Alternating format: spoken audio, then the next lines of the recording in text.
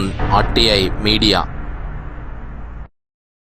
నమస్కారం, వార్తలకు స్వాగతం. ముందుగా ముఖ్యాంశాలు.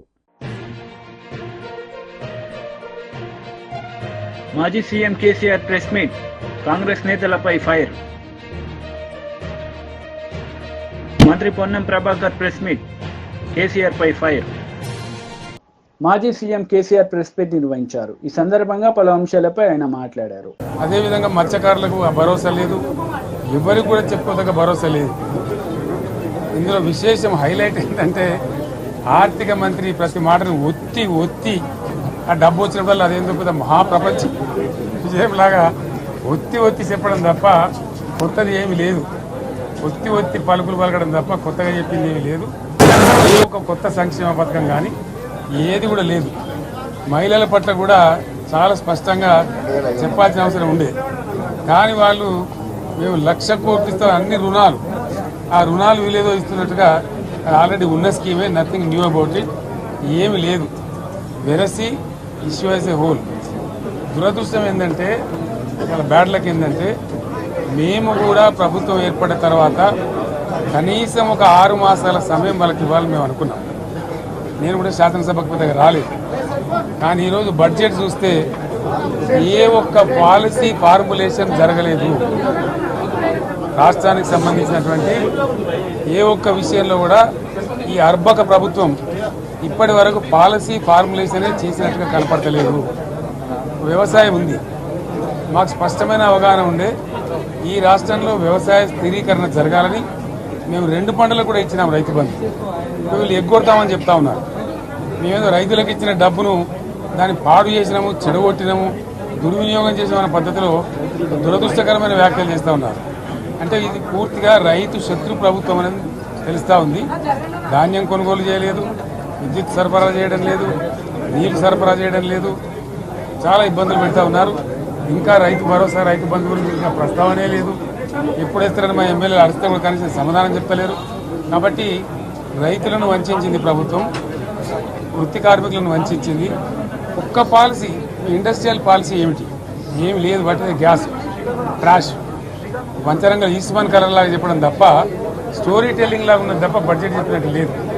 రాష్ట్రంలో వ్యవసాయ పాలసీ ఏమిటి, పారిశ్రామిక పాలసీ ఏమిటి, IT పాలసీ ఏమిటి, ఇంకా ఇతర అనేక పాలసీలు, పేద వర్గాలకు సంబంధించిన పాలసీ ఏమిటి అనే దాని మీద ఏ ఒక్క దాని మీద కూడా గ్యాసు ట్రాషే తప్ప, చిల్లర మల్లర ప్లాట్ఫామ్ స్పీచ్ లాగా ఉంది తప్ప అది బడ్జెట్ ప్రసంగం లాగా లేదు. రాజకీయ సభలలో చెప్పినట్టు ఉంది తప్ప ఏ ఒక్క పాలసీని కూడా నిర్దిష్టంగా ఈ పనిని మేము ఎట్లా సాధిస్తాం, మా గోల్స్ ఇవి, మా టార్గెట్స్ ఇవి అనే పద్ధతి కానీ పద్దు కానీ లేదు. ఇది పేదల బడ్జెట్ కాదు, రైతుల బడ్జెట్ కాదు, యువల బడ్జెట్. విశ్లేషణలో మీకు తెలుస్తుంది. భవిష్యత్తులో బ్రహ్మాండంగా మేము దీన్నంతా కూడా చీల్చి చెండాడబోతాం. Thank you. మంత్రి పొన్నం ప్రభాకర్ మీడియా సమావేశం నిర్వహించారు. ఈ సందర్భంగా పలు అంశాలపై ఆయన మాట్లాడారు. 3వ TMC ఎవరి లబ్ధి కొరకు చేకూర్చున్నారో చెప్పాల్సినటువంటి అవసరం ఉంది. చెప్పిన తర్వాతనే అడుగు పెట్టాలని సందర్భంగా మేము డిమాండ్ చేస్తా ఉన్నాం. అవేం లేక వట్టిగానే శాసనసభలో చేతకాక ప్రభుత్వం పెరుగుతున్న ఆదరణ చూసి, కార్యక్రమాలు చూసి మీరు ఏదో డైవర్షన్ ఇచ్చే ప్రయత్నం చేస్తూ ఉన్నారు. ఇలా ఆశ్చర్యం అనిపించింది. గౌరవ కేసీఆర్ గారు కూడా శాసనసభకు వచ్చాడు, చాలా ప్రతిపక్ష నాయకుడు. మా విజ్ఞప్తిని, మా డిమాండ్ను, మా కోరికను మన్నించి వచ్చిండు అనుకున్నాం. హ్యాపీ. బడ్జెట్ ఇంకా ప్రవేశపెడుతున్న అనకముందే వీరు నిష్క్రమించిండ్రు. రైట్, పోతూ బయట బడ్జెట్ గురించి కామెంట్ చేసినారు. ఈ బడ్జెట్ చాలా పూర్తిగా అట్లా ఇట్లా అని ఏది పడితే అది అన్నాడు. 1-2 అంశాల గురించి మాట్లాడుతాం. మేము యాదవులకు సంబంధించిన స్కీమ్ గురించి మాట్లాడుతూ ఉన్నారు. అధికారంలో ఉన్నప్పుడు వాళ్ళు ఒకటే ఫేజ్ ఇచ్చారు, 2వ ఫేజ్ ఇచ్చిరా అని అడుగుతా ఉన్నాం. 2వ ఫేజ్ ఇయ్యని వాళ్ళు మీరు గొర్రెల స్కీమ్కు ఏదో జరిగింది అని మాట్లాడితే, ఇలా మొదటి స్కీమ్లో వేసినోడే జైలు ఉన్నాడు అవినీతి మీద. మీరు వాళ్ళని సమర్థిస్తున్నారా? దాని తర్వాత మీ టైంలో మేము అధికారం వచ్చే నాటికి 85,488 స్ట్రీట్ల యూనిట్ల పైసలు, ఇది జిల్లా వారికి కూడా అబ్స్ట్రక్షన్ ఉంది, మీకు ఇస్తాం. ఏ జిల్లాలో డీడీలు కట్టిన యాదవులు 2 ఏళ్ళు 3 ఏళ్ళు మీ దగ్గర పెట్టుకొని ఇయ్యాలంటి వరకు కూడా మేము వచ్చినాక వాళ్ళకి పైసలు ఇచ్చేసినాం. కొత్త స్కీమ్ వస్తుంది, అది పాత అంత అవినీతి జరిగింది. యాదవులకు సంబంధించి ఎట్లా ప్రత్యేకమైన స్కీమ్ తేవాలని ఆలోచన చేస్తున్నాం. బలైన వర్గాలకు సంబంధించి నేను అందరం కూడా ఎస్సీ ఎస్టీ బీసీలకు సంబంధించిన వర్గాల తప్పకుండా మా ప్రభుత్వం, రాహుల్ గాంధీ గారు కూడా స్వయం చెప్తా ఉన్నారు, మా ముఖ్యమంత్రి గారు కూడా, దాని తర్వాత మొత్తం ప్రభుత్వం కూడా బలైన వర్గాల సంక్షేమానికి సంబంధించి ప్రాధాన్యత ఇస్తాం. కొత్త కార్పొరేషన్లు వేసినాం, నిధులు ఇస్తాం, రేపొద్దున అనేక సంక్షేమ కార్యక్రమాలు తీసుకుంటాం. కానీ 7-8 నెలల ప్రభుత్వాన్ని శాపనార్థాలు పెట్టిపోతే 10 ఏళ్ళుగా మీరు ఒక్కసారి ఏలు పెట్టుకొని చూపెట్టుకొని గుండె మీద ఏం చేసినారు ఈ రాష్ట్రంలో కార్యక్రమాలు. ఎన్నికలకు మీరు చెప్పిన మేనిఫెస్టో, 10 ఏళ్లలో మీరు ఇచ్చిన మేనిఫెస్టో, మేము 5 ఏళ్లకు ఇచ్చినటువంటి మేనిఫెస్టో ఎంత శాతం అమలైంది 8 నెలల్లో, మీరు 10 ఏళ్లలో ఎంత అమలు చేసారో చర్చకు సిద్ధమని అడుగుతా ఉన్నాం. అవన్నీ ఏం లేకుండా ఇవాళ నిన్న బడ్జెట్లో కేంద్రం అన్యాయం చేస్తే మాట్లాడని కేసీఆర్ గారు ఇవాళ రాష్ట్ర బడ్జెట్ మీద నాకు ఆశ్చర్యం వేస్తూ ఉంది. అంటే ఒకవైపు బీజేపీని మౌనం, ఇద్దరు మీకు అక్కడ ఉండేపడేటువంటి ఒక స్నేహపూర్వకం ఢిల్లీలో చూస్తే గల్లీల కుస్తీకి నిదర్శనం కాదా? నిన్ననే కేసీఆర్ గారు బడ్జెట్ పెట్టి ప్రెస్ కాన్ఫరెన్స్ చేసి బడ్జెట్ మీద మాట్లాడి ఉంటే అవును నిజంగానే రాష్ట్ర పట్ల ఒక ఆలోచన ఉంది అని చెప్పేటువంటి అవకాశం ఉండే. అదేం లేదు. కేంద్రం ఇంత పెద్ద జీరో గోడు గుడ్డు ఇచ్చిన, మొత్తం గాడిద గుడ్డు ఇచ్చినటువంటి బడ్జెట్ మీద మాట్లాడలే. ఇవాళ మేము మా యొక్క ప్రయత్నాన్ని ఇలా హైదరాబాద్ లాంటి నగరానికి 10,000 కోట్ల రూపాయలు ఇచ్చి విద్యకు సంబంధించి కావచ్చు, ఇరిగేషన్ కావచ్చు, వైద్యం కావచ్చు, మహాలక్ష్మి పథకానికి సంబంధించి కావచ్చు, బలహీన వర్గాలకు సంబంధించి కావచ్చు, గిరిజనులకు, మైనార్టీలకు అన్ని రకాల కార్యక్రమాలు చేపడతా ఉంటుంటే ఎక్కడ మీకు తప్పనిపించిందో చెప్పమని అడుగుతా ఉన్నా. స్పెసిఫిక్గా యాదవులకు సంబంధించి స్పందించినారు కాబట్టి ఒకటే మీరు 3 దఫాలు ఇవ్వాల్సినటువంటిది ఒకటే దఫా ఇచ్చి 85,488 డీడీలు మీ ప్రభుత్వం ముడ్డి కింద పెట్టుకొని ఎన్ని రోజులు వడ్డీ తెచ్చుకొని ఊర్లలో పోతే పాపం చాలా బాధపడుతుండ్రు వీళ్ళంతా.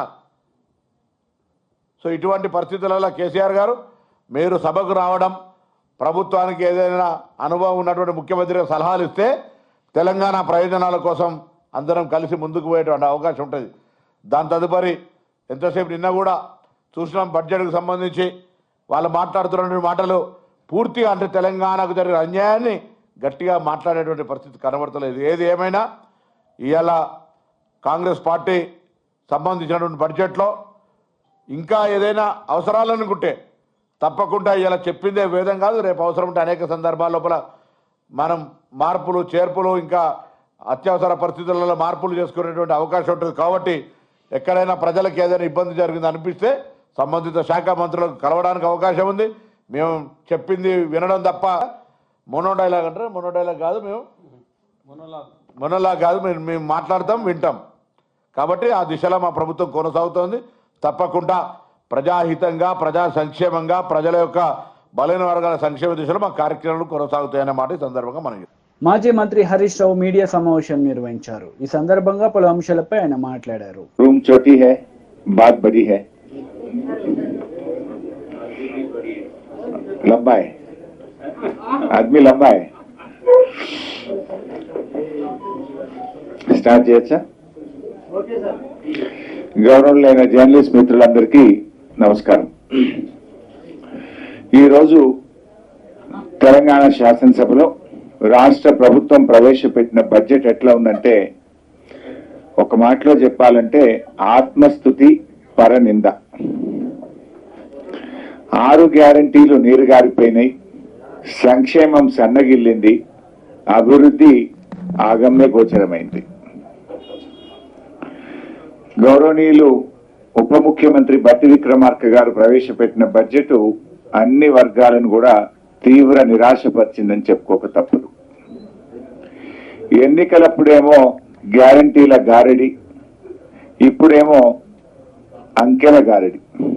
శాసనసభలో బడ్జెట్ ప్రవేశపెట్టేటప్పుడు అప్పుడేమో బాండ్ పేపర్ మీద రాసిచ్చారు 100 రోజుల్లో 6 గ్యారంటీలు అమలు చేస్తామని. అప్పుడేమో గ్యారంటీల గారడి, ప్రజల్ని నమ్మించారు. ఇప్పుడు బడ్జెట్ చూస్తేనేమో అంకెల గారడి. ఇప్పుడు మీరు 100 రోజుల్లో అమలు చేస్తామన్న 6 గ్యారంటీలు బడ్జెట్ లో ఉండాలనే వద్దా? ఏవి బడ్జెట్ లో వాటి కేటాయింపులు ఏవి? దాని ప్రస్తావన ఏది? ఎక్కడ కూడా ప్రస్తావన లేదు. అవ్వాతాతలకు ఇచ్చే 4,000 పెన్షన్ గురించి ప్రస్తావన లేదు. మహాలక్ష్మిలో ఇచ్చే 2,500 గురించి ప్రస్తావన లేదు. విద్యార్థులకు ఇస్తామన్న 5 లక్షల భరోసా కార్డు ముచ్చట లేనే లేదు. అంటే మొత్తంగా కూడా అందుకే నేను అనేది ఓట్ల ముంగట అంకెల గారిడి గెలిచిన తర్వాత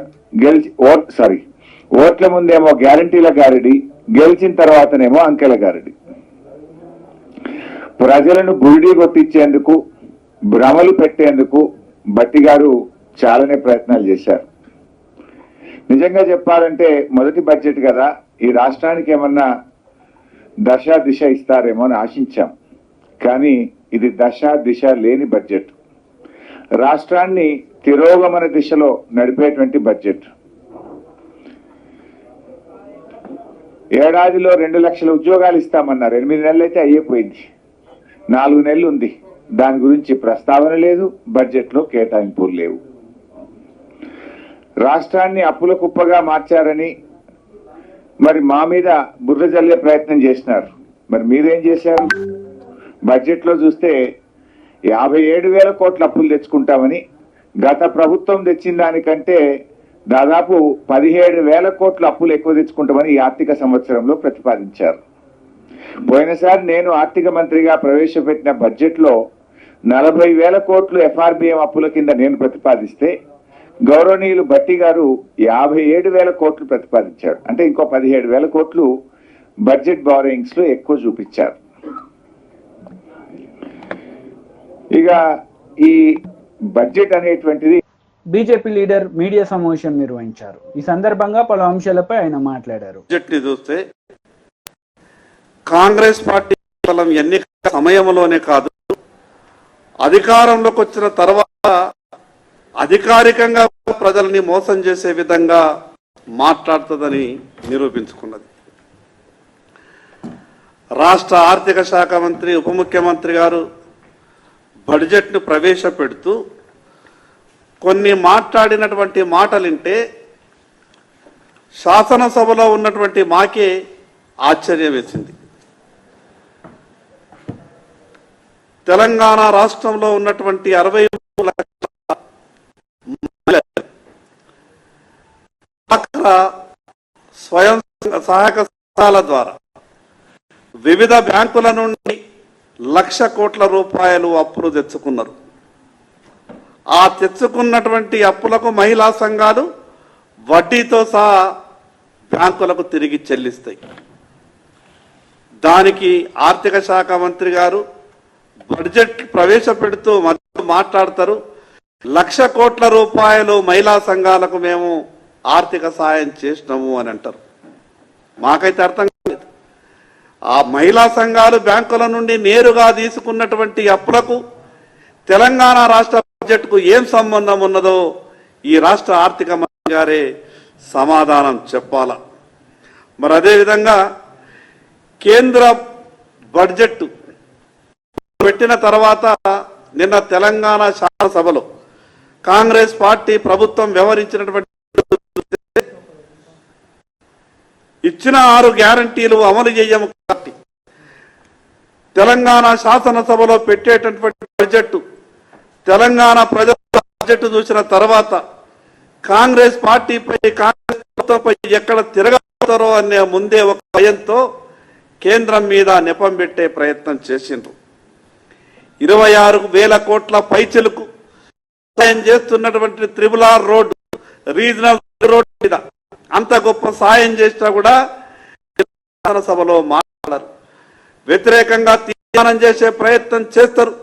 మరి ఈ రోజు తెలంగాణ రాష్ట్ర శాసనసభలో ప్రవేశపెట్టినటువంటి బడ్జెట్ మీద మీరే అనుకున్నట్టు ప్రజలు చెయ్యాలని భావిస్తే ఈ రాష్ట్రంలో ఉన్నటువంటి 33 జిల్లాలలో 31 జిల్లాల్లో నిరసన కార్యక్రమాలు తెలియజేసే విధంగా తెలంగాణ రాష్ట్ర బడ్జెట్ ఉన్నది. మరి అదే విధంగా బీసీల గురించి చాలా మాట్లాడారు. మొన్న జరిగినటువంటి శాసనసభలో బీసీ గణన ఇప్పటి వరకు ఉన్నటువంటి పార్టీలు కానీ ప్రభుత్వం కానీ బీసీలకు న్యాయం చేయలేదు.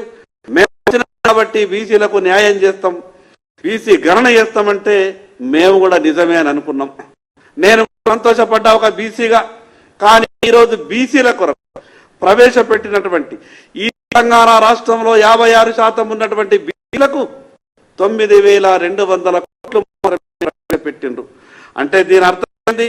ఈరోజు సగభాగానికి పైన 56% ఉన్నటువంటి బీసీలకు ఈరోజు మీరు పెట్టినటువంటి 9,500 కోట్ల బడ్జెట్ బీసీలపై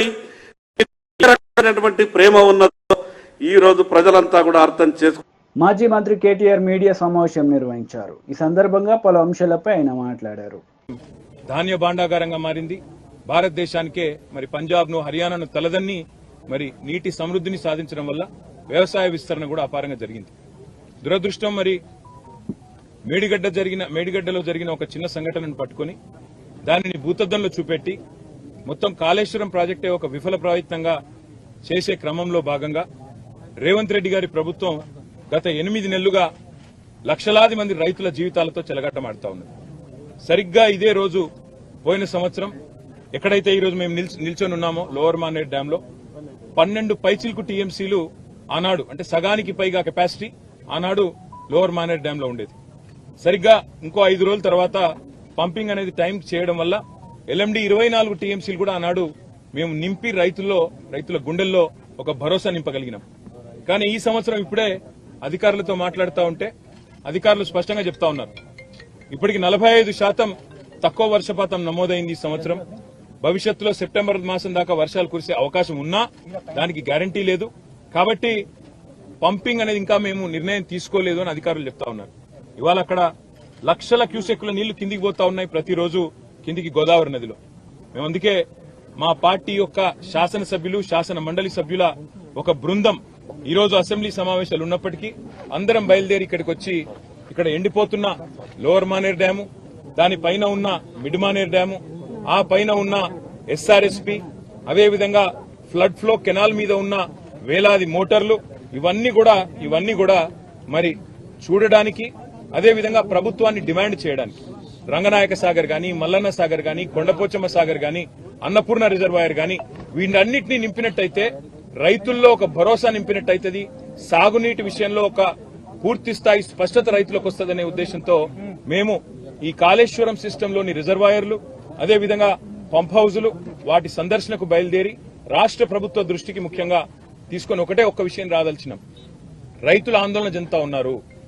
మీరు రాజకీయ పరమైన కక్ష పెట్టుకుని ఇవాళ పంపింగ్ స్టార్ట్ చేయకుండా కాళేశ్వరం స్కీమ్ లో నీళ్లు ఇవ్వకుండా మళ్లీ రేపు ఒకవేళ ఈ తక్కువ వర్షపాతం నమోదైందని లేదా వర్షాలు పడలేదని తద్వారా రిజర్వాయర్లు నిండలేదని చెప్పి మీరు సాకులు చెప్పి రైతులకు, రాష్ట్రంలోని మరి ప్రజలందరికీ నష్టం కలిగించే ప్రయత్నం ఏదైతే చేస్తున్నారో ఇది మంచిది కాదు. ఇవాళ కన్నెపల్లి దగ్గర బ్రహ్మాండంగా మీరు పంపు ఆన్ చేస్తే ఈ అన్ని రిజర్వాయర్లు కూడా పైన 90 టీఎంసీలలో ఈరోజు కేవలం అక్కడ 23-24 టీఎంసీలు ఉంది శ్రీరామ్ సాగర్ లో అని చెప్తున్నారు. తర్వాత మిడ్ మానేర్ లో 5 టీఎంసీలు ఉన్నది, ఎల్ఎండిలో 5 టీఎంసీలు, అంటే 140 టీఎంసీలకు గాను ఈ రోజు కేవలం మనకు 35 టీఎంసీలు కూడా నిండి లేదు. ఒక పెద్ద ఎత్తున పంపింగ్ చేసుకునే అవకాశం, వెసులుబాటు ఉంది. దాంతో పాటు మీరు మల్లన్న సాగర్ లో 50 టీఎంసీలు, కొండపోచమ్మ సాగర్ లో 15 టీఎంసీలు నింపితే కేవలం రైతులకే కాదు హైదరాబాద్ మహానగరానికి కూడా రేపటి మంచినీళ్లకు గాని, మార్గమధ్యంలో ఉండే వేలాది గ్రామాలకు, ఇతర జిల్లాలకు, నియోజకవర్గాలకు కూడా మంచినీటికి కూడా ఇబ్బంది లేకుండా మనం రేపటికి మేనేజ్ చేసుకునే అవకాశం ఉంటుంది. ఎన్నిటిని పక్కన పెట్టి రాజకీయ పరమైన కక్ష, కేసీఆర్ గారిని బద్నాం చేయాలని చెప్పి మీరు 8 నెలలుగా చేసిన ప్రయత్నం అందరికి కనబడతానే ఉంది. మేడి పండైపోయిందని, మేడిగడ్డ ఏదో కొట్టుకపోతుందని, లక్షల కోట్లు కొట్టుకపోయినాయని మీరు చేసిన ప్రచారాలన్నీ ఉత్తివే అని చెప్పి స్పష్టంగా తేలిపోయింది. ఇవాళ మా శాసనసభ్యుల బృందం, మా శాసన మండలి సభ్యుల బృందం మేమందరం కూడా క్షేత్రస్థాయి పరిశీలనకు వచ్చి ఎండుతున్న రిజర్వాయర్లు, మండుతున్న రైతుల గుండెలు ఇవన్నీ శాసనసభ సమావేశాల్లోనే మీ దృష్టికి తేవాలన్న ఉద్దేశంతోనే మా పార్టీ అధినాయకులు కేసీఆర్ గారి ఆదేశం మేరకు, గంగుల కమలాకర్ గారి సూచన మేరకు మేమందరం కూడా రావడం జరిగింది. తప్పకుండా రైతుల పక్షాన రాష్ట్ర ప్రభుత్వాన్ని శాసనసభ సమావేశాల్లోనే నిలదీస్తాం, అడుగుతాం. ఎందుకు పంపింగ్ చేయడం లేదు? ఇవాళ దాదాపు 10 లక్షల క్యూసెక్కుల నీళ్లను తట్టుకొని, వరదను తట్టుకొని మేడిగడ్డ బ్రహ్మాండంగా టీవీగా నిలబడి ఉంది. అందుకే మేమనేది రాజకీయాలు వదిలిపెట్టండి, ఎలక్షన్లు అయిపోయినాయి, ఇంకా కూడా రాజకీయ ప్రయోజనాల కోసం, రాజకీయం కోసం వాళ్ళ రైతుల జీవితాలతో చెలగాటం ఆడవద్దని చెప్పి కూడా రేవంత్ రెడ్డి గారికి, ప్రభుత్వానికి విజ్ఞప్తి చేస్తూ అధికారులతో మా సంప్రదింపులు కొనసాగుతాయి. అవసరమైతే అన్ని రిజర్వాయర్లు పోతాం. ఈరోజు కేవలం ఎల్ఎండికి వచ్చినాము, రేపు ఉదయం కన్నెపల్లి పంప్ హౌస్ పోతా ఉన్నాం, అదేవిధంగా మేడిగడ్డ బరాజ్ పోతా ఉన్నాం. అక్కడ కాళేశ్వరం వాతావరణం అనుకూలిస్తే అన్ని కూడా రేపు మధ్యాహ్నం లోపల చేసి మళ్లీ శాసనసభ సమావేశాలకు తిరిగిపోతాం. పాత్రికేయ మిత్రులకు కూడా విజ్ఞప్తి, దయచేసి రైతుల వెతలను, ఎండుతున్న రిజర్వాయర్లను కూడా మీరు కూడా దయచేసి ప్రభుత్వ దృష్టికి వచ్చే విధంగా మీరు కూడా ఈ అంశానికి ప్రాచుర్యం కల్పించాలి, ప్రచారం కల్పించాలని చెప్పి కూడా విజ్ఞప్తి. Thank you sir. అంటే ఇప్పుడున్న దశలో ఆ నీరు ఫ్లోటింగ్ ఉంది కదా, ఈ టైంలో పంపింగ్ చేసే అవకాశం ఉంటుందా? రేపు కన్నెపల్లి పంప్ హౌస్ ఈ టైంలో కాదు బ్రదర్, 40,000 క్యూసెక్కులు దాటితే ఎప్పుడైనా పంప్ చేయొచ్చు. ఇప్పుడు అక్కడ 10 లక్షల క్యూసెక్కుల. కాంగ్రెస్ నేతలు మీడియా సమావేశం నిర్వహించారు. ఈ సందర్భంగా పలు అంశాలపై వారు మాట్లాడారు. కానీ నువ్వు పొయ్యి పెట్టినావు, పొయ్యి మీద భగవాన్ పెట్టినావు, మరి మటన్ కావాలంటే మేకలు కావాలి కదా. ఆడ మేకలు ఉండే, మేకలు ఉండే, ఆడ మంట ఉంటుంది, భగవాన్ ఉంటుంది. ఇక గంట అవుతుంది, 2 గంటలు అవుతుంది, గంటలు అయిపోతుంటుంది. మనం ఇంకా ఇది ఉడుకుతున్నదేమో అని మనం అనుకుంటాం. ఆడ మేకలు లేవు, మటన్ లేయ్యాడు, అది ఉడకదు. ఆయన గత 10 ఏళ్ల కాలంలో ఆయన బడ్జెట్ కూడా కేసీఆర్ మనము అనుభవించలేని యొక్క బడ్జెట్ని కేసీఆర్ 10 ఏళ్ల కాలంలో పెట్టిండు. సపోజ్ ఇప్పుడు లేనిది ఉన్నట్టుగా, రానిది ఉన్నట్టు చెప్పడం ఎందుకు? వాస్తవానికి దగ్గర ఉండాలి కాంగ్రెస్ పార్టీ. ఇప్పుడు నాకేమనిపించిందంటే, ఆడ బిర్యానీ పెడతా అని మేకలు లేకుండా బిర్యానీ తినబెడతా అని ఆశ పెట్టి ప్రజలను మోసం చేయడం కంటే తృప్తిగా మా దగ్గరకు ఇది ఉన్నది, ఇగో అన్నం పెట్టినాము భగవాన్ మీద, ఇంత ఇంత ఒక కూరగాయ పెట్టినాము, ఇంత పప్పుచారు పెట్టినాము, ఇంత మజ్జిగ కడుపు చల్లగా ఉండడానికి, అంత అయిపోయినాక ఒక మైసూర్ పాకు. ఇది ప్రాక్టికల్, ఇది కాంగ్రెస్ పార్టీ బడ్జెట్, ఇది వాస్తవం. ఇది అందుకే సోనియా గాంధీ, రాహుల్ గాంధీ గారి యొక్క నాయకత్వంలో, మల్లికార్జున్ ఖార్గే గారి యొక్క నాయకత్వంలో జరిగిన ఎన్నికల్లో మొన్న 6 గ్యారంటీలు ఏదైతే చెప్పడం జరిగిందో, దాంట్లో సీఎం రేవంత్ రెడ్డి గారు, ఫైనాన్స్ మినిస్టర్, డిప్యూటీ సీఎం బట్టి విక్రమార్క గారు, ఎంటైర్ క్యాబినెట్ మినిస్టర్లు, కాంగ్రెస్ పార్టీ గవర్నమెంట్ ఈ 6 పథకాలు ప్రజలు కాంగ్రెస్కి అవకాశం ఇచ్చిన దాన్ని ఇవి అమలు చేయాలి అనే ఒక ప్రాధాన్యతలోనే ఈ బడ్జెట్ ఉన్నది అనే దానికి నేను ఈ ప్రెస్ మీట్కి రాకముందు అనేక మంది, ఒకరిద్దరు సీనియర్ జర్నలిస్ట్తో నేను మాట్లాడినా. పేర్లు చెప్పడం భావ్యం కాదు, కానీ నేను అడిగిన ఒక సీనియర్ జర్నలిస్ట్ నేను అడిగిన, ఏమడిగినానంటే, మీరు సీనియర్ జర్నలిస్టు, మీరు పార్టీలకు అతీతము, గత 10 ఏళ్ల బీఆర్ఎస్ బడ్జెట్కి ఇప్పుడున్న Congress party government CM Revanth Reddy, బట్టి విక్రమార్క బడ్జెట్కి తేడా ఏంది అనంటే, ఆ సీనియర్ జర్నలిస్ట్ వారి పెద్ద అన్న మాట ఏంటంటే, నిజంగా చెప్పాలి అనంటే అది ఊహలకే పరిమితము, చేతికి అందుబాటులో లేని బడ్జెట్ గత 10 ఏళ్ళు కేసీఆర్ గవర్నమెంట్లో ఉండే. కానీ మీరు 6 ఏదైతే సోనియా గాంధీ, రాహుల్ గాంధీ గారు ఏదైతే 6 పథకాలు, రైతు రుణమాఫీ, 500 గ్యాస్ సిలిండరు, కరెంటుకు సంబంధించిన 200 యూనిట్ల ఉచితమైనది, లేదా తర్వాత అంచెలంచెలుగా నెక్స్ట్ 2500 మహాలక్ష్మి, ఇట్లా ఆ రోజు ఈ ఉచిత ఆర్టీసీ బస్సు ప్రయాణం మహిళలకు, ఇవన్నీ కూడా ఈ బడ్జెట్కు చేసుకునే విధంగా ఈ బడ్జెట్ కనబడ్డది. నాకు చాలా, నా అనుభవంలో గత 10 ఏళ్ల కంటే టోటల్గా బెస్ట్ బడ్జెట్ నాకు అనిపించింది అని ఒక సీనియర్ జర్నలిస్టు, నేను గాంధీభవన్ రాకముందు ఒక అరగంట మాట్లాడిన సందర్భాన్ని కూడా నేను కోట్ చేస్తున్నాను. ఇది ఈరోజు ఈ యొక్క 2024-25 సీఎం రేవంత్ రెడ్డి గారు, బట్టి విక్రమ గారి యొక్క ఈ బడ్జెట్ సంబంధి ప్రజాక్షేమం కోరి ప్రజలకు అందుబాటులో ప్రజల కోరికలు నెరవేర్చుకునే విధంగా వాళ్ళ కష్టాలు తొలగించుకునే విధంగా కాంగ్రెస్ పార్టీ సోనియా గాంధీ రాహుల్ గాంధీ ఖార్గే గారు ఇచ్చిన మాటకు అనుగుణంగా సీఎం రేవంత్ రెడ్డి గారు భట్టి గారు పెట్టినటువంటి బడ్జెట్ అని కాంగ్రెస్ పార్టీ గాంధీ భవన్ ద్వారా చాలా స్పష్టంగా తెలియజేస్తుంది.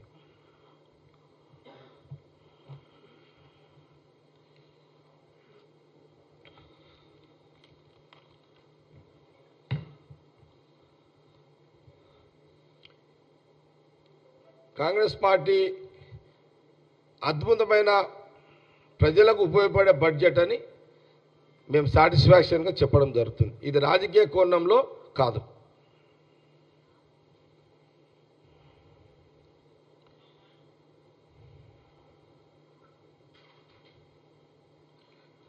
వార్తలు ముగించే ముందు ముఖ్యాంశాలు మరోసారి. మాజీ CM KCR press meet, Congress నేతలపై ఫైర్. మంత్రి పొన్నం ప్రభాకర్ ప్రెస్ మీట్, కేసీఆర్ పై ఫైర్. ఈ వార్తలు ఇంతటితో సమాప్తం. తిరిగి ప్రసారమయ్యే వార్తల్లో మళ్ళీ కలుద్దాం. అంతవరకు సెలవు. నమస్తే.